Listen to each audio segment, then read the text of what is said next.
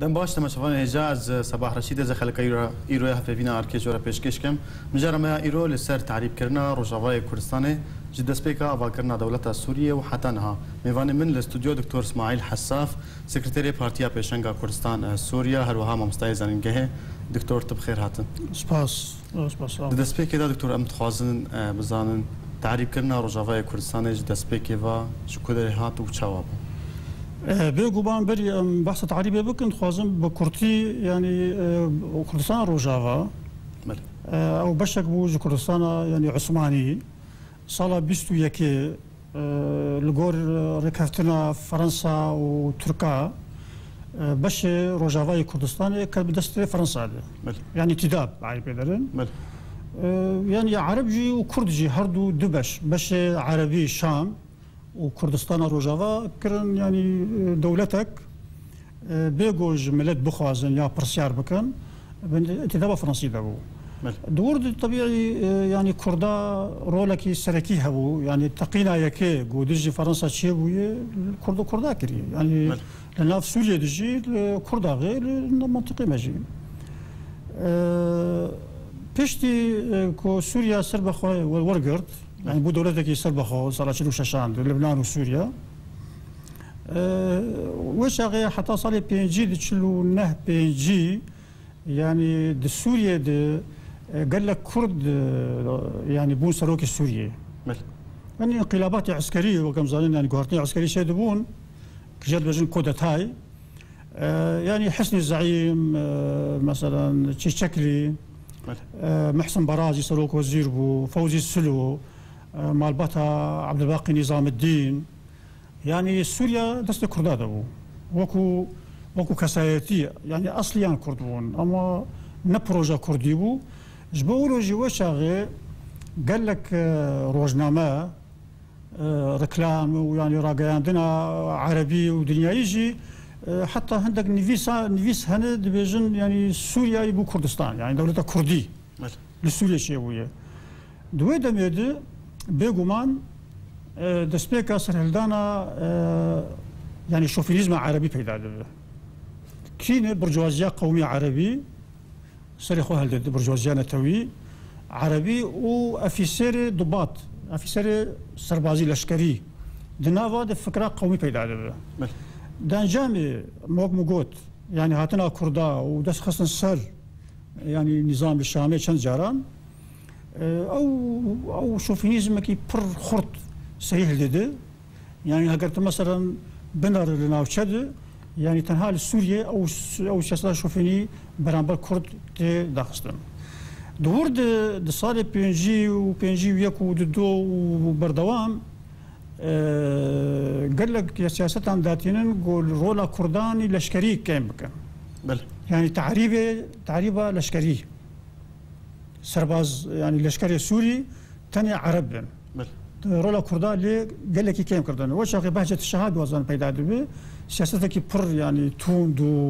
وعنصري ذاتينه وهذه فكره قوميه بيدا دبي باش ديوي مرحله دوات فكره الشوفينيزم دبي كمان يعني بويري يعني روداوي كردستان روجافا صار بيجيو حشتا وبفرد جريداين بكردستان باشور كردستان كردستان العراقي يعني بيشتي هاتنا قاسم وشورشا شهادة تموز وفقرا بلا مصطفى برزاني وشورشا ايلولي هر سياستك لفرد به رنگداني خو لسر روجافا كردستان يعني شي هنقاف لفر سركفتن شيبونه يان جوهرتن شيبونه يكسر الروجافا كردستان رنگ خو فداي لسر سياسه حكومات السوري ديجي كردستان يعني وقت جو قاسم هات بينجي وحشتاد شورشا شريط موزة شاكر بينجي ونهاد او كر يعني ملا مصطفى فقريا دور دسبيكا شوفينيزم عربي لسوريا دسبيك حكومات السوري يعني دست كرتن بصالة شيستي همو قيادة بارتي قرطان صالة شيستي يعني بشتيا وشر هدينا كوكي دنا يعني سكرتايا كردستان باشورد ورجيم قاسم لكردستان السوري همو قيادة بارتي هاد قرطن لا يك كس درفا ما يدو كس بله صالة شيستو يكي وقت جو شورشا ايلولي دس بيك يازي ايلولي صار شيستو يك لسوريا دوازده ما تشتري دوا دستوركي كاتي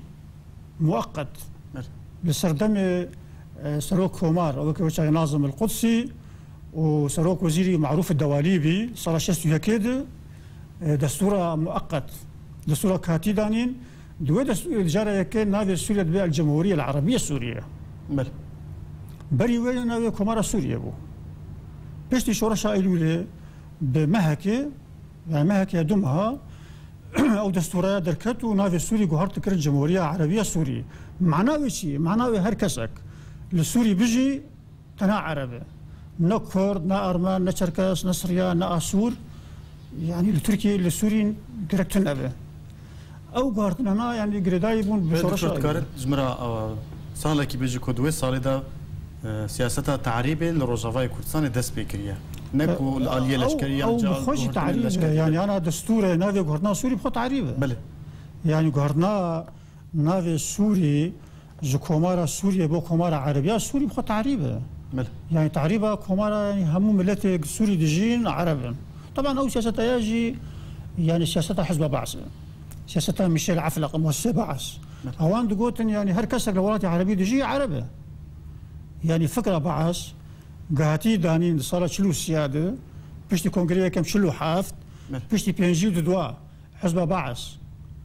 حزب البعث العربي وحزب العربي الاشتراكي اكرم حوراني بونيك نذكر حزب البعث العربي الاشتراكي دور دستور حزب ده ميثاق حزب ده مثلا توي دسبيل ده بيجي هركسك بعربي قصدك عربي هركسك صعب سوريا دجي عربي الرابطه لنا بلد كومالايتي عربي يعني فكره عروبه جمهوراتي اساسا حزب بعث بلد دكتور دبيجن كو فكره عربيه دو روجافاي كردستان دس بكري كو تعريب روجافاي كردستان تعريبك او شي محمد طلب هلال بو او شي قالك قاف دانين قالك بروجيكت دانين فيكي او خا بل او خا انفجر انسان فكره عروبه بري بعث بو بل يعني سردما بري بعث سردما حكومتها وحده مصر وسوريا يعني دور ده فكره عروبه هبو يعني وقت مثلا نمونه دي بيستو سيا ابيد صار شستو دوا بروجا يعني هجمارتنا تايبت الاحصاء الثنائي لجزيره تنهال المحافظه حسكه بكره لبينجي تشرين يكم شستو دوا دروجه كده او سردما يعني ناظم القدس وانت يبري بعث به بخش تعريبه يعني بشك مش تعريبه دروجه كده كان ساعات موظفي حكومتي كارمدي حكومتي لقال الاشكار هاتن قندا قوتن او كسك دوكومنتا بيش ما بكن كسوري بري شلو بنجا سوري يعني او يعني مثلا يقل باجير يقل عرض خي يقل هاتي هم صدو بينجي هزار كس كرن مكتوب وكرن اجنبي بل او تعريبه خذوا قفا يك تعريبه ده هو قفا دوا محمد طلب هلال بل محمد طلب هلال طبيعي بيشتي بعث عراقي بيشتي مهك بعث العراقي حكم قرط شباطي دي شيستو سيادة اداري حشتي اداري لسوريا حكم قرطن بيشتي وي يكسر قيادة بعث محمد طلب هلال تكليف كرن بو سروكي امن السياسي شعبة امن السياسي لحسكي بل فارزقها حسكي او اندام قيادة قطريبو تكليف كرن برسمي فرمي ها تكليف كرن جو بروجي كي دينا جبونا تعريف كرنا ناوشا كردي بل اوي كتابك د وزن دوازده يازده صار شيست وسيا دوازده يازده تشني دوازده او بروجي آماده كر صد وشيست وبنج لابهر خندنا كي لبواري كومالايتي عبوري كومالايتي سياسي كلتوري يعني دراسة سياسية وثقافية واجتماعية لمحافظة الحسكة بعربي ناذي ولوي دا قيادة بعث أو برتوك بيقومان لستوني ويهن ستوني يعني لسرشن ستونهاتية أذكرن يك جوان راستونا إنه يعني برشكرنا ملت بيكاري يعني نخندي يعني كسب نخوين يعني جهل سياسة الجهل يعني نخندواني هروها ناکۆکی ناو کووردا و کووردا پەیدا بکەن و بۆ شکلی يعني اسكارم بيجم بروجا محمد طلب هلال دي تاريخها ملتها دي قلت بنر يعني جنب بيج تاريخها ملتها يعني نود هاو شرخ دي تبروجي ولو الدنيا شنبونا بروجي كي ببهراكر بروجي كي راجس باراستي عنصري بروجي كي بارمانج خستي ملتي كرد يعني تنبك لانجام وي سياسات دي تخص كردا قاف بقاف بكوجه ما بيدقو سياسه الموت البطيء جبولو يعني او سياستها محمد طلب هلال يعني اوي كتابه خد تاريخ كردا تشوهينه ديروكا كردا يعني تشوهينه وداوي قريدانا كيشيت كدنا جوها وكردان دبجا دو ملات يعني دو شوينه مترصدارن خطرا لسر فكره يكتيا عربه وبحثها بربرة جيتك بحثها امازيغا جيتك جبولو يعني هول ضد بيجي دعوة بيكانينا شن مستوطنات بعربي بيجوا بنفسي هاتنا غمرة يعني هاتنا غمر بو دناوشة جزيرة الشبكم يعني يكا خرابترين ومترسترين بلاني راجس بارستي دجي ملتا بكاراتي دجي ملتا كرد بو جوهرتين اثنوغرافي وديموغرافي لسر است ناوشيا هرما جزيره هرما كردستان روجافا المنطقه جزيره جو كردان لور دربخن عربات يخن شوينا حتى ايروجي او بلانا هر هين ماي يعني بله او بلان ارمان جويت شبو حتى شقاسي قرت چند گوندم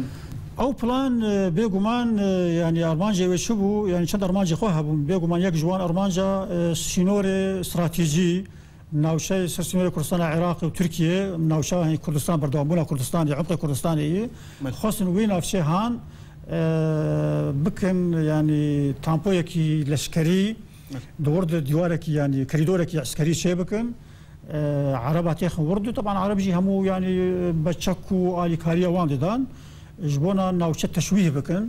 وكردان كردا ببرن يعني كل منطقة عسكري يكجي ارمانجا ارمانجا دوا بيغمان او ناوشة باشترين ناوشة زوي يعني عرضي هري باشا خطا باران جرب بيجن يعني خاصة وين ناوشة هاني لسر درجايا 375 كيلومتر ورزانم جديركي بقى حتى بقى سريكاني بدرجة بفرابونا 10-15 كيلومتر 120,000 عرب يعني تقريبا 22,000 مالبات عربة كبقشتي دقين 120,000 كاس بين نافشة كردي أصبحوا تشلو دوغونتن وتشلو دوغونجي يعني ورا أفكرن نافي واجي قهرتن وسر أساس 140,000 كرد يا 150,000 كرد نافشة جور دربخن ببن نافشاني ده ليه يعني او ملتي الويدري درنكتن بلسر ام هفينا خبر دام كان هر نافرك يجرك ديل تفجرن بل تماشفان هجان نافرك وجرك ديم وفد كرن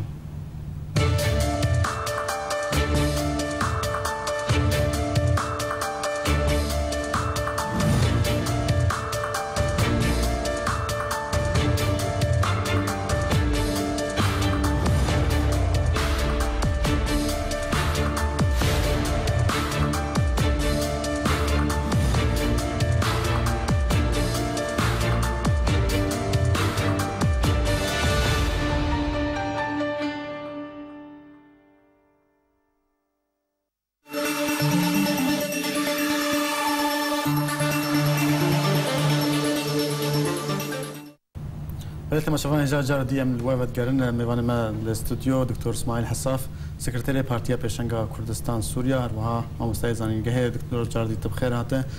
د بشتي هاتنا عربي غمر لشبو دفر جزيره روجافا كردستان كردن وين دفر تشكرن لهمبري وان عربان كر زاني يعني بري بيسر هاتنا عربه او بروجا وموجود يعني في الغرشه السوسيه كردا يعني كرد ما حاجتنا نقول زانياري من صلاة 66 معلومات جيان قيادة بارتي يسار جفينا الجنة المركزي هابو بري جفينا كسايتي كزان بكيجي معلومات جهشتن قيادة قلت بروجي كيوان هي دوي دم يد كوفاركي بنفسه دركت كوفاركي سر حزب بعض دور دو بروجي بلان خو عتبو دانين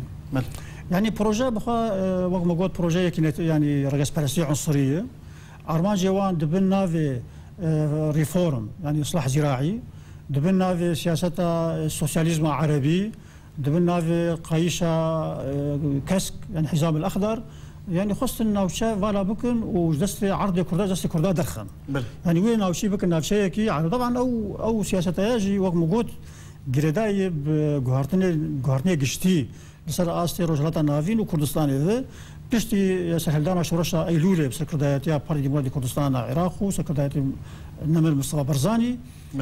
او يعني رقص برستي زياده السوري بيدا يعني وقت دليل صار شيء سياد سنتو هريش كرسا كردستان العراقي حكومه السوري يجي 6000 لشكر كتيبه كي قياده يعني مشاة فهد الشاعر عقيل فهد الشاعر هيريشي صار شورشي كران لقال سنتو لقال ايران ولقال تركيا لقال يعني السوري نسنتو بوجي بس بلان او بو كردستان يعني شورشي بخنقينا او بلانايا فدغر وانصر دما وكيدن يعني بنارن يعني قياده بعث نتني او تشتاكرن وكيدي يعني هيريش كرسا قندي كردا مثلا كفريدنا تل جمال شبك الروباريا صار شيء شهراد باليكاريا هناك عشيرة عرب وحكومة هريش كرن صار جوتياران او جوتيار جو عرض خند دان كشتن يعني شل كاس الكفريدنا هاتن شهيد كتن جوتيارين كردا وكيد صار شيء حفتان وقت يعني وقت عرب الشر جهاز شكستن يوسف تحتو حبو عقيد العامودي بو هو شاغي هيريش كرن صار قندي علي فرو خاصة علي فرو قندي يعني دست قندي درخن ولا شركي ما ظنش بو دوكاس بريندار بو يجي بارتي يجي حزب الشيوعي يوسف تحتو شونيف هاد قرصور تبيرا من الوربوم يعني خبره ويعني تشتت كردانه هشتو حتى بحث برزاني وشغل شوي يعني اول شيء ستايا دويدم قيادات شيستو حيشت يعني قيادة بارتيش دقرتن بله دبر زنداني وكيدي تعريب ذكرن تعريبها نافشا نافي قندا قهرتن بله يعني نافي خلكه نبنيسين يعني نافي كردي قد غبهم مثلا تعيين دا مزراندنا مع موستا يعني مثلا حفتو بنجاد از بون بيسرجا معلم وكيل قندكي جد زرقان المنطقه في التمر بيسرجا تذكرن وكيل معلم بله دكتور اجا اول سياستها بقشتي سياستك تعريبه يعني حزام بشك جيبو اما تعريبه قشتيها بو غوردانا غوردنا يعني مثلا دامزراندنا خلك المنطقه الكردي تنها موظف حكومي نفسه يعني عرب ثاني بل الهمبري كاميرا عربيه كحزام عربي بارتيين كرد لروجافاي كردستان تشكرن نسبة كاري بارتي يعني ورد وشاغل دو بارتي هبون يعني يمين ويسار هبون يعني ايه هالوستيان بيتر خرط بون يعني تشك بون يعني بارتي يساري كردي سوريا وشاغل عثمان صبري وان بشتي هو يعني وشاغل هناك جانا مظاهرات شي بون تبيرامن ام جبناف دبون طالبون صراحة حفتي يعني مظاهرة دركتن السينما قام شلود خورتما هاد دهيازة خورتما حزب هاتن قرتن الشعارات لو شغل هلدان السينميد كده زنداني صار كي يعني زنداني زمان ما او بلاد كرن يعني برشور الديوارات خستن وكيدي وشغل عثمان صبري براستي خاص شربكه يعني صار 16 هذا وقت مشروع بروجا حزامي خردبو او يدقو قرك ام شري وان بكن امهات نتكن بشاوان دل يعني جيب جينهو يعني زيادتر يعني مثلا عريسه بون بيوندي بهنك هذا عربي بون سلاستكي واو يعني بله دكتور بشتي دسبيك اشورشا سوريا ده هذا 2011 دا تعريب كرنا روجافاي كردستان كم بو يعني شي زياده بو بلي بيم سرويت خوازم بحثا يعني تطبيق حزام كان تطبيق بو يعني او بدي وانا او شيء هنقافه كما بحث نكر صلا يعني بشتي اسد هات يعني صلا حفتي دشازيت سجين حفتي بوتا سروك سوريا نو سوى شيخ احمد الخطيب كان سروك او يعني سروك كي شكلي بو دبويرين حفتي وقت يقول شورشا ايلوله شورشا كردي اوتونومي ورقرت لكردستان العراقي وشغل سياستها بعث برامبر كردستان سريع ده ده حفتي وطبعا حفتي حتى حفتي وسيسيا حفتي وشارع يعني نشرنا أنا هاشتيبو حفتي وشارع شرط سبيبو للذر الحكومة بعث هريش كرن سر شورشا كردي وأوتونومي جيب جينا كرن جالي كده يعني إعلان كرن وشاغي نظام بعث لسوريا دست كرن بتعريف كرنا ناوشي كردي يعني او بلان يقول محمد طلب هلال دانيبو طبعا بلان محمد طلب هلال وثيقاوي بوتوق بلقيك وقت محمد طلب هلال او كتاب داني جوشغي حتى ايرو يعني وكو وثيقيكي بنقهي حكومات السوري بكارتي يعني دجي كردا وكو وثيقيك حفتي وشارادي جماعة ازاري وحتى بيستو شاري حزيراني او عربي غامر يعني ايجو طبقه والمنطقه حلبي عردوان او كربون صدوا 20,000 وزنم كاس اني خصم تشل ويا جندي السرانسري سينوري كردستان تركيا باكر وباشور والور كرد ما درخصن يعني عرض داروان جيب كرد نكتن كردا قوتن درناك يعني رفض الا جندك ثاني دركتن او جندي سلب حزب الشيوعي بو للاسف اوان تطبيق كرن شو جندك يا عرب اكيد طبعا اجى تطبيق حزامي يعني براسي اسد كر حافظ اسد جيب جيكر يعني عرباني خصوصا منطقه ما حتى يعني منطقه شكل منطقي انه شقو هرتن يعني ملتك غريب تكر جيكي يعني شكلي وطبيعتها وسروشتي ما قهرتن يعني بله دكتور سال 2011 شورش الدجي اسد هات كرن بشتي 2011 او عربي غمر نها روشواچايا جبرت حتى نها الجهه خنا او خا يعني قالك يعني يكك ارمانج السركانه يعني ايرو تيخوستنج كردا و مساله شر سربكم زين مثلا ازمونا ما بكركوك يا ثاني الفير خانقين وكركوك وشنقال واوشطنا يعني او عربي وكتن ورا طبعا نجيوانا يعني عرب انانين طبقه وحلبي خصنا عرضي كرداوي وحتى ايرو عرضي ما دخون يعني قالك يعني قافا يكي بيكرن فان عربا فقرين جيوان اگر اف عرب ايرو فنقرن يعني بشي حكوماتك دي شباب وببوك مثلا ولا برلمان روني وبريار بده وحكومات روني يعني مثلا ودريج بك وشرسر جنابه وضع عربا ايرو وك يعني زانم وضع وان قال لك باشترج بري يعني وضع وان روشوان يعني وضع جو كردا باشترن يعني كهرباء واهم بشتاوان هي يعني مواد وان شتوان دجين وان ددو يعني نتيجه افغارتني جو شيبون اسخازم بيجم جو كردما يعني وراد فلا كرن يعني دركتن اوروبا دركتن تركيا دركتن كردستان العراقي عرب نار يعني عربي ناو شوك من الور اوجي دجين عرب يعني ايه اصيل يعني ناي غمرجي ايه رسان هو عشير هان الجيراني من عرب دركتن بس كرد كذن دركتنا كردا وهاتنا عربة حمص وش حما وش حلب وشام وش منطقة دن وادلب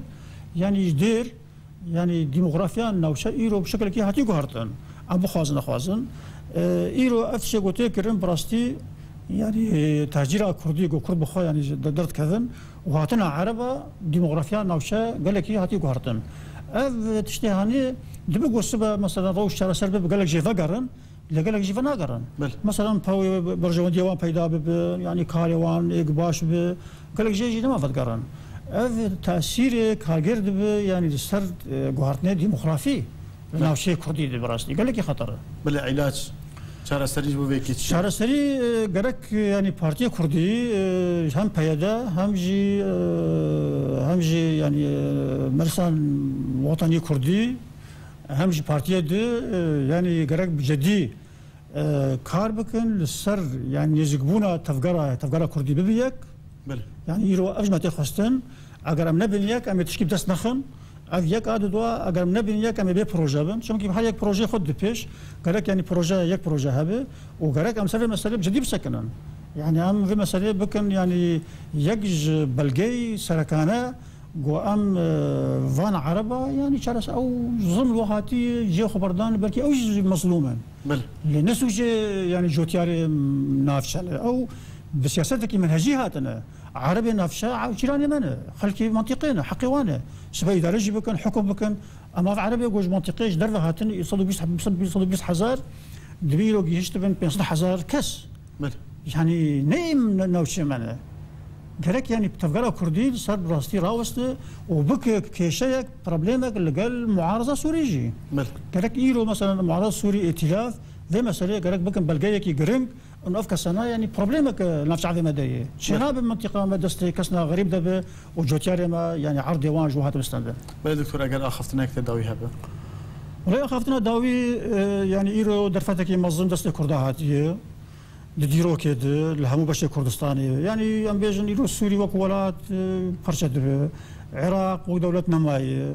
يعني دي تاريخ كردستاني دي كرد زودي دولة بانا هاجرنا كوكيما بانا يعني هاجر نبن يك أم ديساك تشكي بس نخن أم برنجا هرن